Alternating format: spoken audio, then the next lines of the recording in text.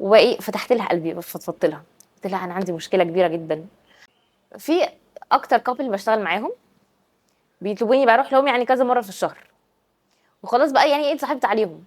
فمره كنت قاعده مع الست بنتفق على منيو جديد الايفنت عندهم، وايه فتحت لها قلبي، فضفضت لها، قلت لها انا عندي مشكله كبيره جدا، ان انا لما بدات البيزنس بتاعي بقيت بستعمل لوكال انجريدينتس وبقدمها للناس بشكل جديد، بس ما كانوش عايزين ياكلوا اكلي ومش قادرين يستسيغوا المكونات اللي هم عارفينها معمول فيها حاجات جديده.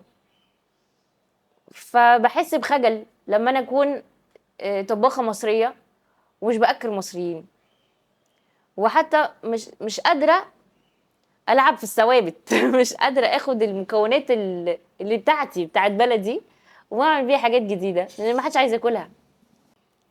قالت لي طب ما احنا عايزين ناكلها قلت لها ايه ده بجد؟ فقالت لي طب لا انا بتكلم بجد، تعالي اعمل لنا الاكل ده، واحنا جاي لنا ضيوف من تركيا، اي نعم هم مش مصريين يعني بس ممكن شويه هيريليتوا للاكل. بجد وانا مش هضحك بجد والنبي. ف فاتحطيت في الكوبس بقى، وحتى مش حتى الاصناف اللي انا كنت عاملاها زمان، بقيت بخترع اصناف جديده واعملها مخصوص ليهم يعني. فالايفنت ده كنت عايزاه يطلع the perfect expression of contemporary Egyptian cuisine، وكنت عايزه كل حاجه تبقى مثاليه، كل حاجه كل حاجه كل حاجه.